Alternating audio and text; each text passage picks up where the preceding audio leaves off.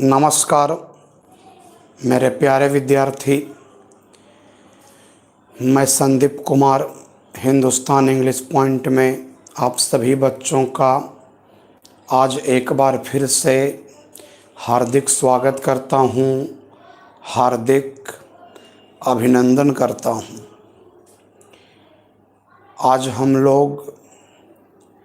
आज के क्लास में हम लोग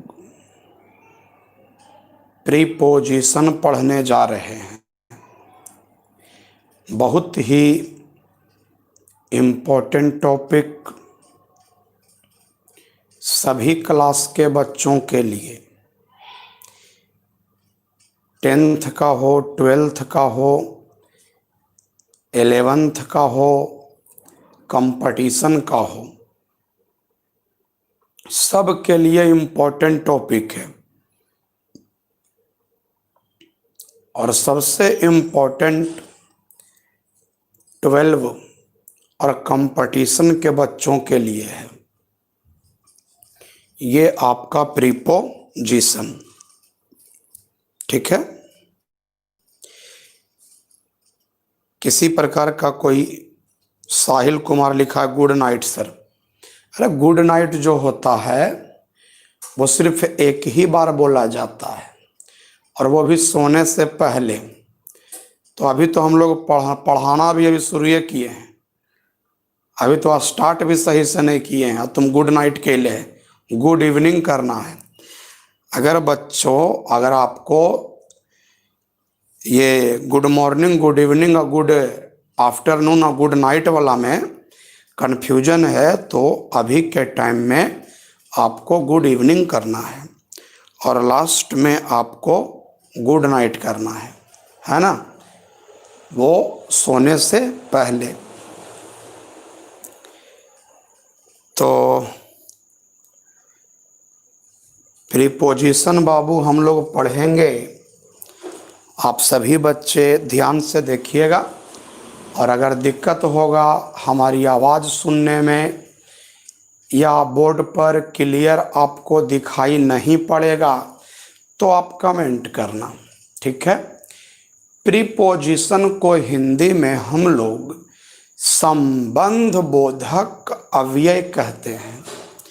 ये आपका पार्ट्स ऑफ स्पीच के अंतर्गत आता है, पार्ट्स ऑफ स्पीच के अंतर्गत आता है बाबू, ठीक है। और आप लोग जानते हैं there are 8 types of parts of speech. Parts of speech के 8 प्रकार हैं। Noun, pronoun, adjective, verb, adverb, preposition, conjunction, interjection. बच्चे आपको पता है noun, pronoun, adjective, verb, adverb.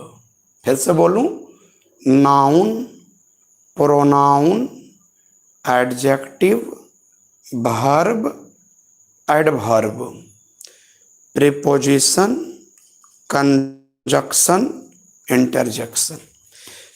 तो 8 पार्ट्स ऑफ स्पीच हैं, उसमें से ही यह एक प्रीपोजिशन आता है। और 12 क्लास में प्रीपोजिशन पूछता है, 10th क्लास में भी पूछता है। साथ ही साथ 12th क्लास में एक टॉपिक और इम्पोर्टेंट है, मैं उसका नाम बता दूं। अगर 9 बजे वाला बैच अगर ये हमारा सक्सेस कर गया तो प्रीपोजिशन के समाप्त होने के बाद मैं आपको एक्जुलरी वर्ब पढ़ाऊंगा। ये टॉपिक 11th क्लास में हमने नहीं पढ़ाया था, ये दोनों टॉपिक को हम 12th क्लास के लिए छोड़ दिए थे। तो इस बैच को 9 बजे वाला ये जो बैच है इसको क्लास से कोई मतलब नहीं है, पैसा से भी कोई मतलब नहीं है। शायद आज हम आपको ग्रुप में लिंक भेजे हैं, तो कल से हो सकता हम पब्लिक करके पढ़ावें। आप सिर्फ हिंदुस्तान इंग्लिश पॉइंट सर्च कीजिएगा, शुरू हो जाएगा पढ़ाई। तो ये जो आपका प्रीपोजिशन है, इसको ना क्लास से मतलब है ना पैसा से मतलब है, ये हम यूं ही आपको पढ़ाएंगे, ठीक है। और आप जानते हैं कि 15 अक्टूबर से आपका कोचिंग खुल रहा है। चूँकि राज्य सरकार का तो अभी आदेश नहीं आया है, लेकिन कोचिंग वाले जितने भी टीचर हैं सब अपना मन बना चुके हैं कि 15 अक्टूबर से कोचिंग खोल दिया जाए।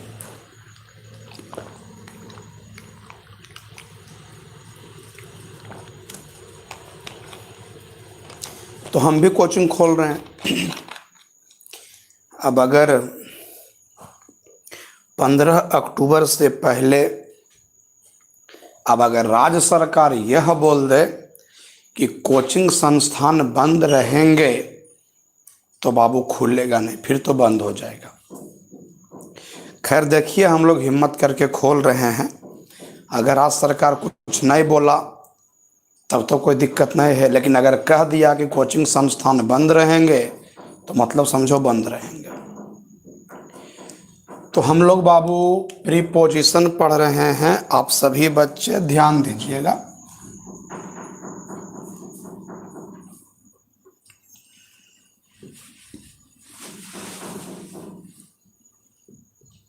Preposition, PRE pre, POSITION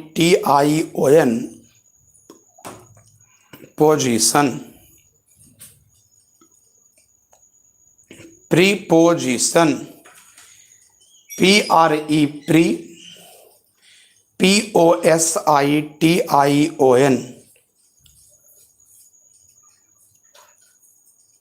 position. तो ये जो आपका प्रीपोजिशन है, वो दो शब्दों के मेल से बना है। एक का नाम है प्री, तो दूसरा है प्लस पोजीशन, है ना। ये दोनों शब्दों के मेल से ये प्री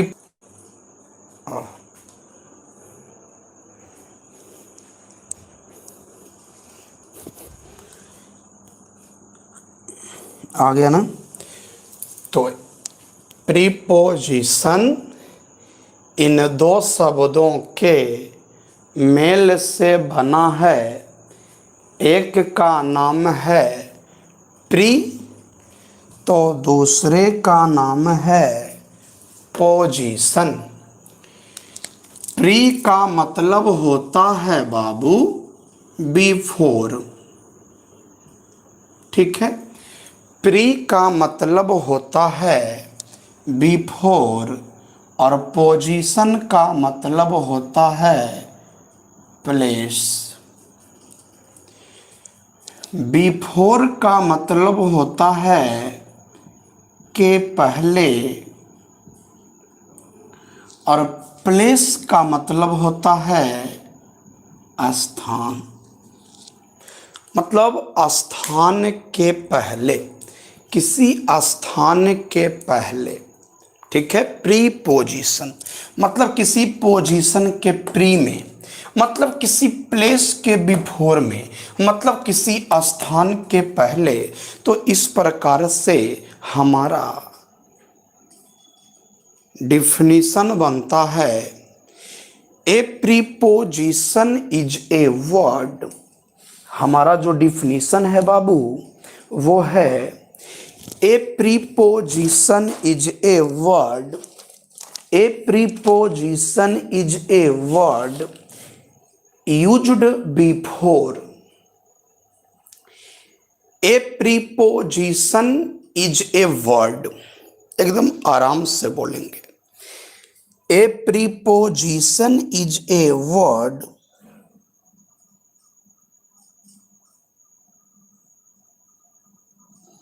देखिए, प्रभात कुमार डिस्टर्ब कर रहा है। पढ़ा रहे हैं तो ये देखिए, पढ़ा रहे हैं प्रीपोजिशन, ये डिस्टर्ब कर रहा है। 1 मिनट नहीं, सेकंड में आपको मैसेज हटा देना है, नहीं तो हम आपको हटा देंगे। हम पढ़ा रहे हैं और आप फालतू बोल रहे हो। नाउन या प्रोनाउन का पहलाए, नाउन या प्रोनाउन का पहलाए क्या लिखा है। जल्दी से अपन मैसेज हटाओ, तोरा है फालतू मैसेज करना मत, समझा। तो ब्लॉक कर देंगे ना, तो ब्लॉक का इसमें ऑप्शन भी नहीं आता है। कर्म तमाशा पढ़ावे दें कि नहीं दें। हाँ के बाद मैसेज कर रहा प्रभात कुमार। प्रभात माने सुबह होता, तेरा सुबह नहीं होगा। पढ़ा रहे हैं तब फालतू मैसेज करा, तुम नजरिया के सामने रहता तुमको हम बताते। समझा रहे हैं तो मोबाइल टिप टिप आ रहा है, मैसेज कर रहा है। हाँ देखिए, ए preposition is a word used before. मैं परिभाषा क्या बोलता हूं, किस तरह से बोलता हूं, समझने का प्रयास कीजिएगा। ए preposition is a word used before a noun और प्रोनाउन। इतना हम लिखते हैं, ए preposition is a word used before a noun और pronoun.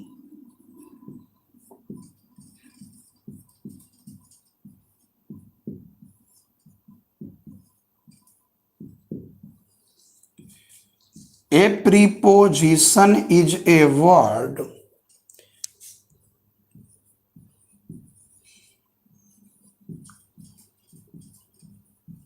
used before a noun or pronoun।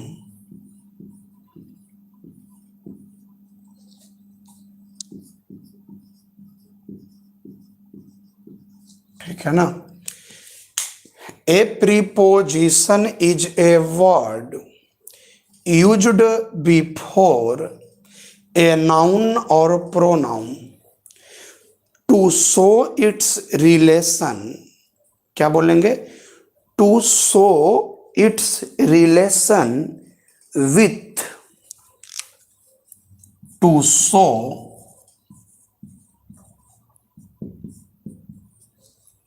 its relation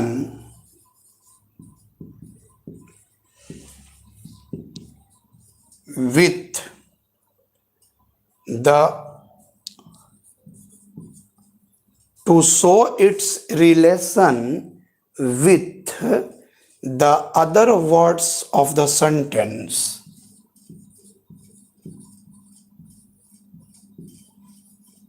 The other words of the sentence। परिभाषा को सबसे पहले आपको याद करना है। A preposition is a word, एक बार में यहां तक पढ़ेंगे, यूज्ड बिफोर ए नाउन और pronoun to show its relation with the other words of the sentence। To show its relation with the other words of the sentence। अब देखिए, हम इसका हिंदी करने का प्रयास करते हैं। प्रीपोजिशन, शुरू वाला का हिंदी कीजिए और पीछे से चलिए। प्रीपोजिशन वाक्य के अन्य शब्दों के साथ। प्रीपोजिशन वाक्य के अन्य शब्दों के साथ।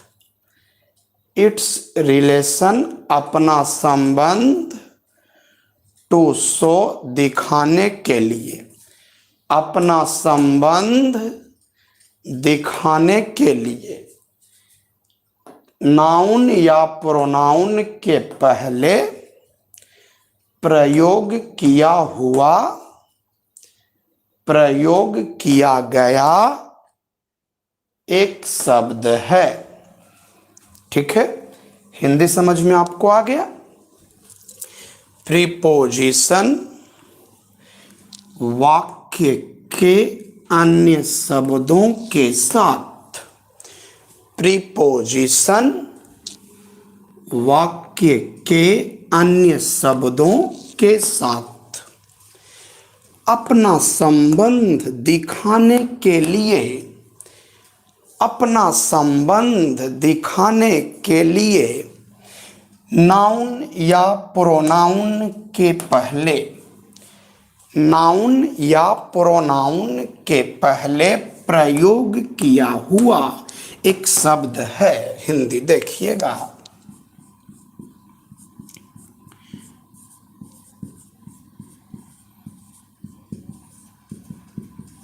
प्रीपोजिशन वाक्य के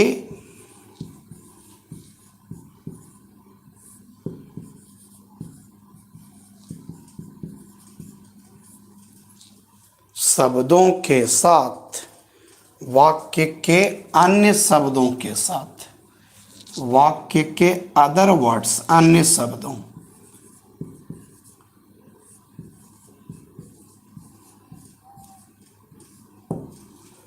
अन्य शब्दों के साथ अपना संबंध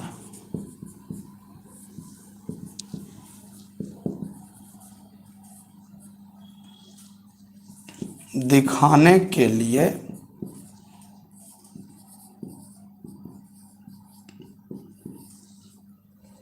नाउन या प्रोनाउन के पहले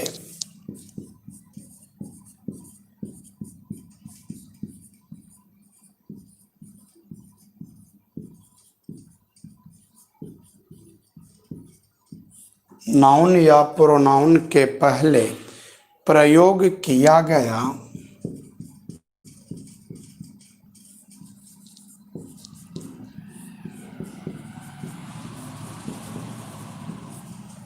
एक शब्द है ना।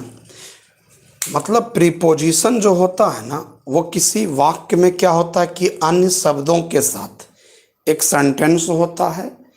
उस सेंटेंस में बहुत सारे शब्द होते हैं, लेकिन अगर प्रीपोजिशन का उसमें प्रयोग हो गया तो वो प्रीपोजिशन क्या करेगा, तो उसी वाक्य में किसी दूसरे शब्दों के साथ अपना संबंध दिखाने के लिए नाउन या प्रोनाउन के पहले प्रयोग किया गया एक शब्द है ना। प्रीपोजिशन जो है वो वाक्य में किसी दूसरे शब्दों के साथ अपना संबंध दिखाता है और नाउन या प्रोनाउन के पहले वो प्रयोग होता है ना। ठीक है, a preposition is a word used before a noun or pronoun to show its relation with the other words of the sentence। अब जरा हम लोग बाबू एग्जाम्पल की ओर चलते हैं, तो देखिएगा example. The book is on the table.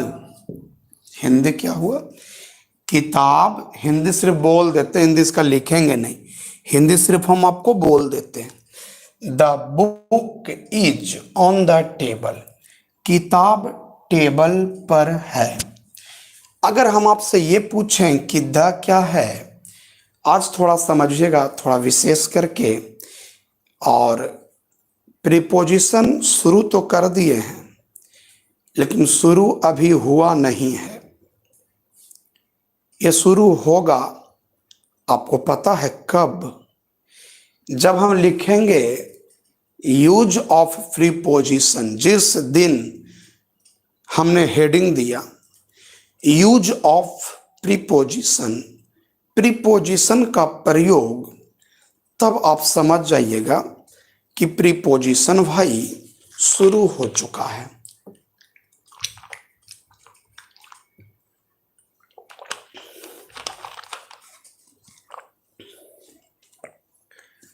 तो देखिए, द आपका आर्टिकल है, बुक क्या है, तो बुक आपका नाउन है। इज क्या है, तो इज आपका वर्ब है। द क्या है, तो द आपका आर्टिकल है। और टेबल क्या है, तो टेबल आपका नाउन है। तो ऑन क्या है, तो यही ऑन आपका प्रीपोजिशन है। नाउन या प्रोनाउन के पहले आता है, तो आया है ना टेबल के पहले। टेबल आपका क्या है, तो टेबल आपका नाउन है। टेबल आपका क्या है, तो टेबल आपका नाउन है।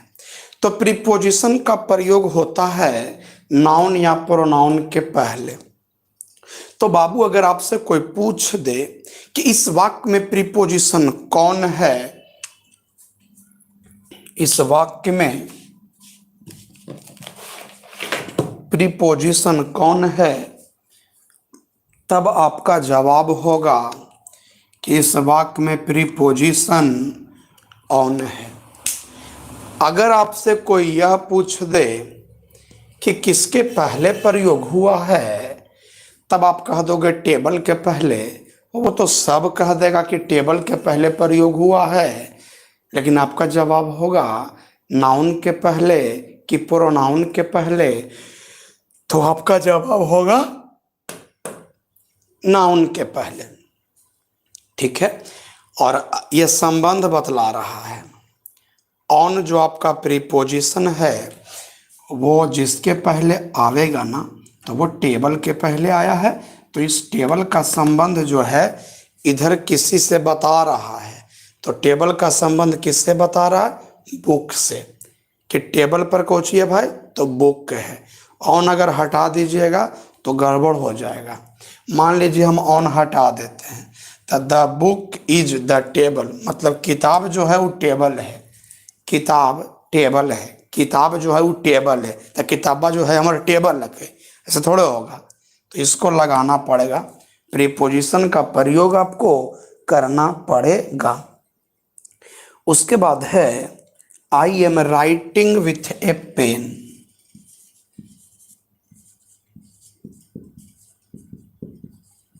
I am writing with a pen. Hindi हुआ मैं एक कलम से लिख रहा हूँ। तो इसमें जो आपका प्रीपोजिशन है वो आपका विथ है। I am writing with a pen, इसमें अगर प्रीपोजिशन पूछेगा तो क्या है, विथ। किसके पहले आया, पेन के पहले आया। पेन क्या है, नाउन। संबंध किससे है, आई एम राइटिंग से। मतलब मैं लिख रहा हूँ भाई, तो किस चीज़ से लिख रहा हूँ, तो कलम से लिख रहा हूँ। बातें समझ में आई है ना। He is going to him.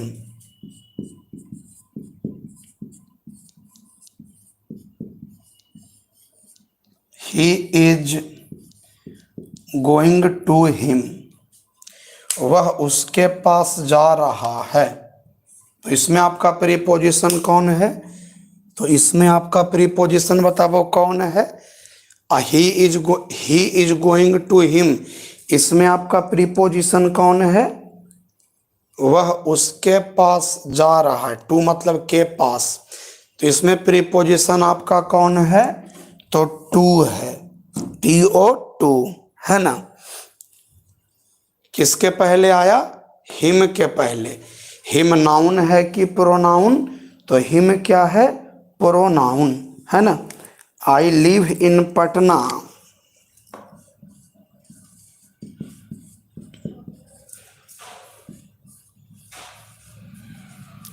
मैं पटना में रहता हूँ।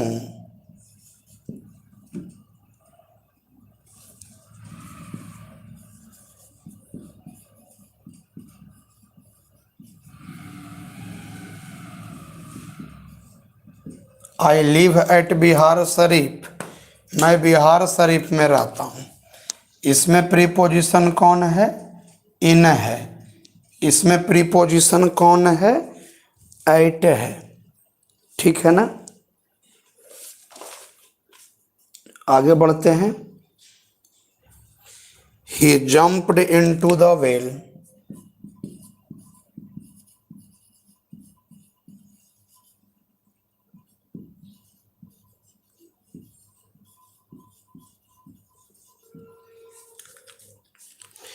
इसमें प्रीपोजिशन कौन है?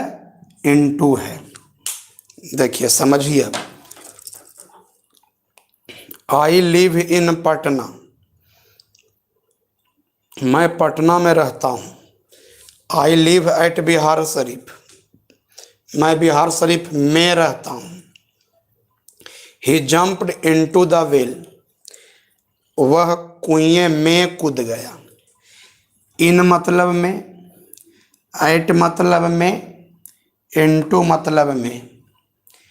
इन मतलब में, एट मतलब में, इनटू मतलब में, तीनों का मीनिंग में, लेकिन प्रयोग अलग अलग।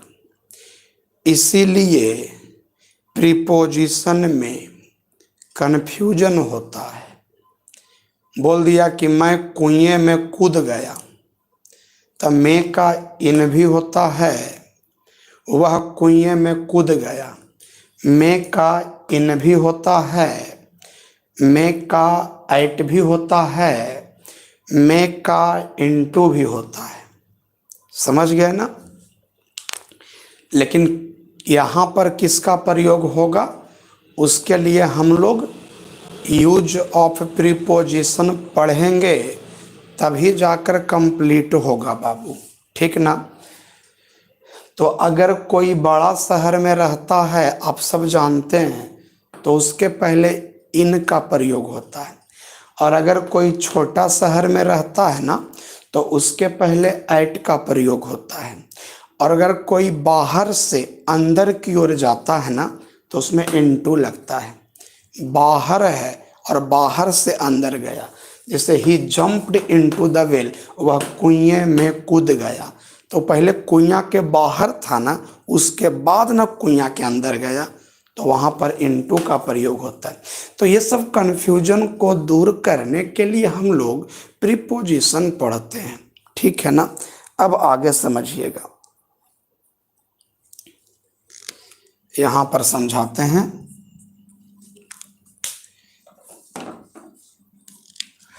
एक होता है बाबू लिव इन, और एक होता है लिव ऑन। लिव के साथ इधर तो समझ में आ गया, इसको साइड कीजिए। अब थोड़ा इधर समझिएगा। एक होता है लिव इन, एक होता है लिव ऑन। ठीक है ना? एक होता है लिव इन, एक होता है लिव ऑन। लिव इन का मतलब होता है किसी स्थान पर रहना। लिव इन का मतलब होता है किसी स्थान पर रहना। लिव ऑन का मतलब होता है जिंदा रहना, जीवित रहना। ठीक है ना? तो लिव इन का मतलब होता है किसी स्थान पर रहना। लिव ऑन का मतलब होता है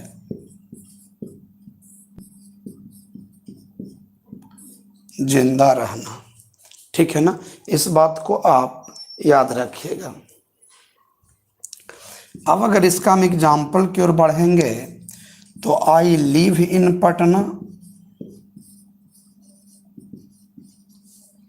मैं पटना में रहता हूं। द काऊ लिव्स ऑन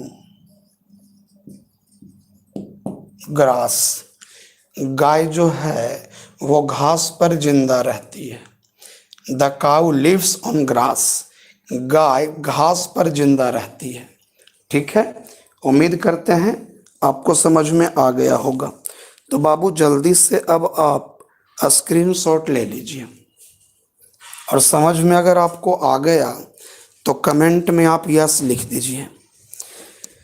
समझ में अगर आपको आ गया तो कमेंट में आप यस लिख दीजिए।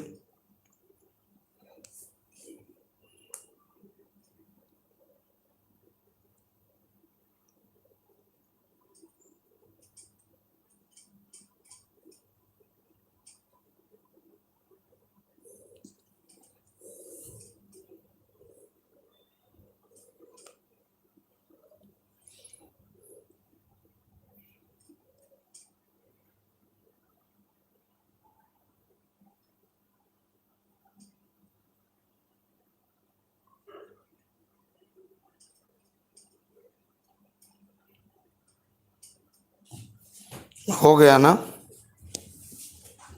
सब बच्चा यस लिख रहा है, चलिए ठीक है। अब हम इसको मिटा देते हैं। आप स्क्रीनशॉट ले लिए। तो आपको कॉपी में भी लिखना है बच्चा, समझ गए ना? अभी तो नहीं लिख पाओगे, अभी तो आराम से आप सो जाइएगा, लेकिन कल सुबह होगा और जब आपको लगे कि हमको कोई काम अभी नहीं है तो समझ जाना कि काम है। जब भी आपका मन उदास हो, जब भी आपको ऐसा लगे कि हमको अब कोई काम धंधा नहीं है, जब भी आपको मन नहीं लगे, आराम से अंग्रेजी पढ़ना शुरू कर देना। आराम से अंग्रेजी पढ़ना। फिर लितेश्वर कुमार एक बच्चा का है नो, लितेश्वर कुमार नो। सब कहल कि यस तू कहीं नो, तोर बात नहीं चल तू जो। सब कहा यस तू कहीं नो, तोर बात नहीं चल तू जो, तू रह ऐसी। अब एगो बोला है नो, पढ़ेबे ना करेगा साला, खाली मोबाइल लेकर के टिप टिपते रहेगा, तभी कहता नो। अब समझिए, लिखते हैं बोर्ड पर, ध्यान दीजिएगा। एक ही वर्ड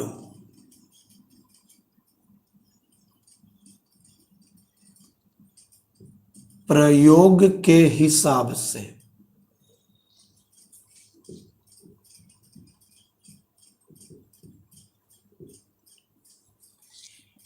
एक ही वर्ड प्रयोग के हिसाब से किसी वाक्य में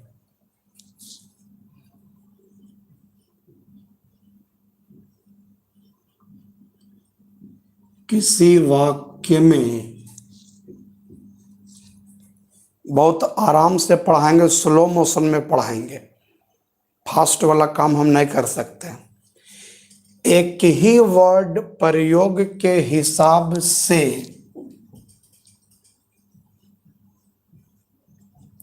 एक ही वर्ड प्रयोग के हिसाब से किसी वाक्य में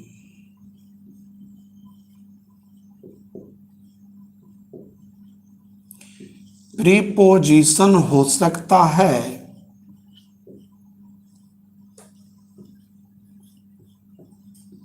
तो किसी दूसरे वाक्य में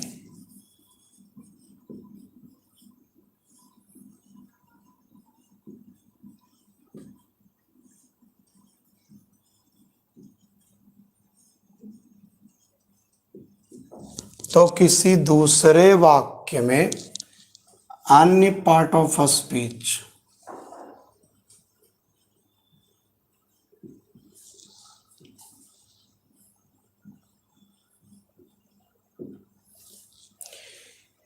एक ही वर्ड प्रयोग के हिसाब से किसी वाक्य में प्रीपोजिशन हो सकता है तो किसी दूसरे वाक्य में अन्य पार्ट ऑफ स्पीच। जैसे एग्जाम्पल आप समझिएगा,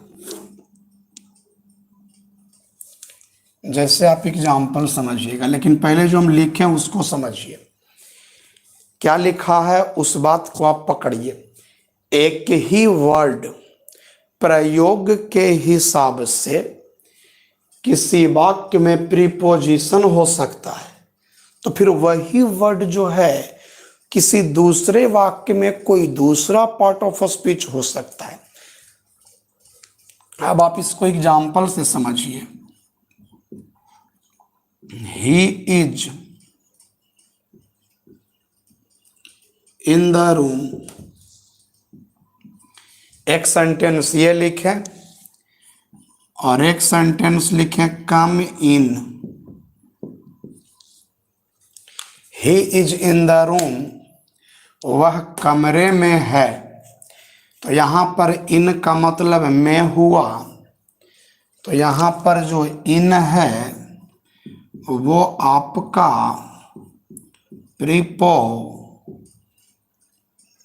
प्रीपोजिशन है।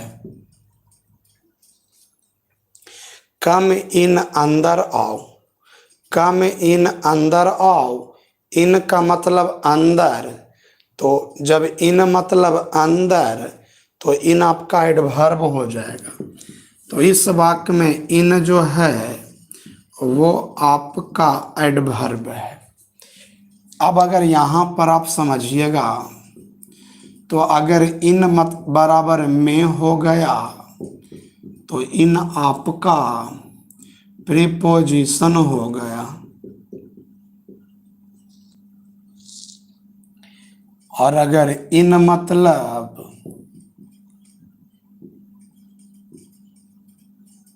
अंदर हो गया तो ये आपका एडवर्ब हो गया, है ना। अगर इन का मतलब में तो इन आपका प्रीपोजिशन, और अगर इन का मतलब अंदर तो इन आपका adverb.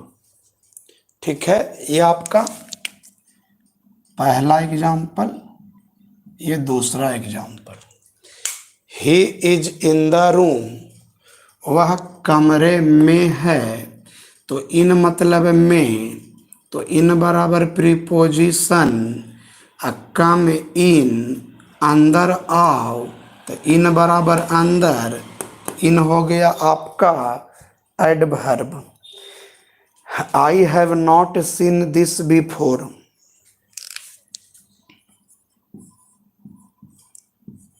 I have not scene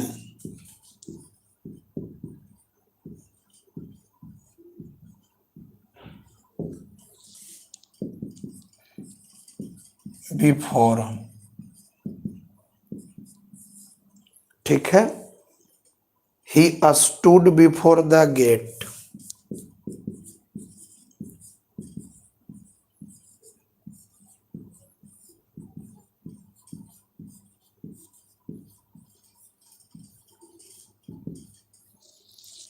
तो इसमें भी बिफोर बराबर।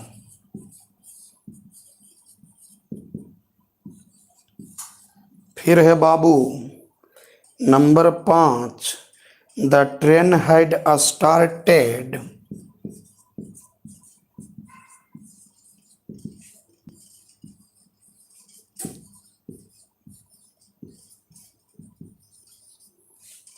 The train had started before we reached the station.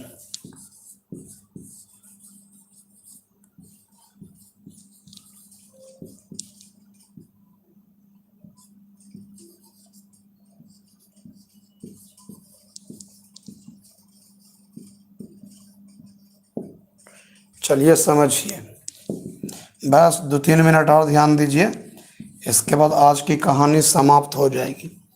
फिर आज की कहानी समाप्त हो जाएगी। देखिए, आई have not seen this before, तो इस वाक्य में भी आपको बिफोर बताना है कि बिफोर क्या है। He stood before the gate, इस वाक्य में बताना है कि बिफोर क्या है। The train had started before we reached the station, बताना है कि बिफोर क्या है। तो सुनो, बिफोर, अगर बिफोर वाक्य के अंत में है तो वो एडवर्ब है। तो यहां देखिए, अगर बिफोर वाक्य के अंत में है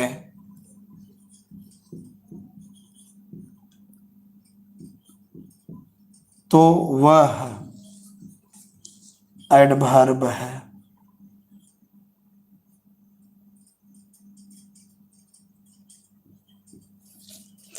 तो देखिए यहां पर बिफोर जो है बाबू वो वाक्य के अंत में है, इसलिए बिफोर यहां पर आपका एडवर्ब हो गया। ठीक है, अगर बिफोर नाउन या प्रोनाउन के पहले है तो बिफोर आपका प्रीपोजिशन हो गया। तो गेट आपका नाउन है और नाउन के पहले है। तो देखिए यहां पर, अगर बिफोर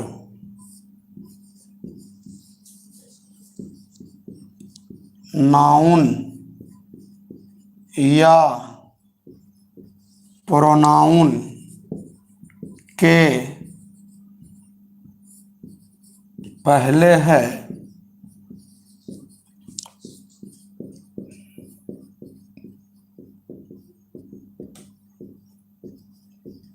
तो वह प्रीपोजिशन है। तो गेट आपका नाउन है, नाउन के पहले बिफोर है, तो बिफोर आपका यहाँ पर प्रीपोजिशन हो गया। अगर बिफोर दो वाक्यों के बीच में है तो बिफोर आपका कंजक्शन हो गया। तो पहला वाक्य है द ट्रेन हैड स्टार्टेड, दूसरा वाक्य है वी रिच्ड द स्टेशन। तो दो वाक्यों के बीच में है, तो यहाँ देखो लिख देते हैं, अगर बिफोर दो वाक्यों के बीच में है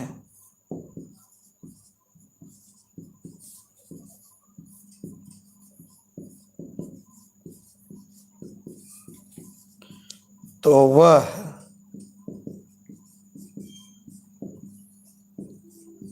कंजक्शन है।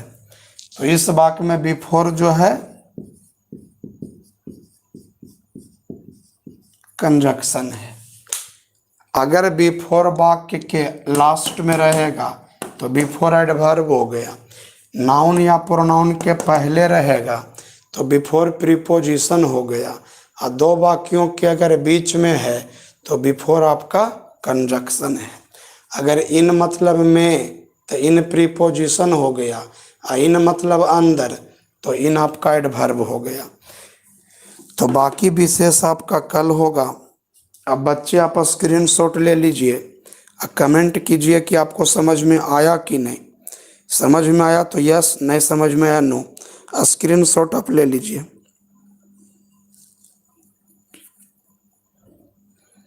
जल्दी से स्क्रीनशॉट लो और कमेंट में यस करो सब बच्चा फटाफट। और जब ज़्यादा बढ़िया समझ में आ गया तो लाइक का बटन दबा दो। ज़्यादा बढ़िया से अगर समझ में आया तो लाइक करो, तो समेट के एकदम देखते हैं कितना लाइक पहुंचाता है। हमको लाइक नहीं करेगा बच्चा, हिंदुस्तान को लाइक करोगे, हिंदुस्तान इंग्लिश पॉइंट को लाइक करोगे, मेरे को नहीं। बढ़िया से अगर समझ में आ गया तो लाइक का बटन दबाओ, तो हिंदुस्तान के नाम पर, हिंदुस्तान के नाम पर लाइक का बटन दबाओ।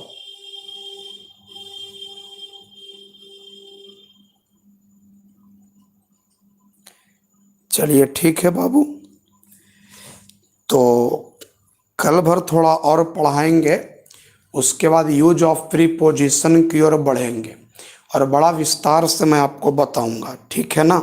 तब तक के लिए नमस्कार, गुड नाइट, शुभ रात्रि, है ना। चलिए मिलेंगे कल।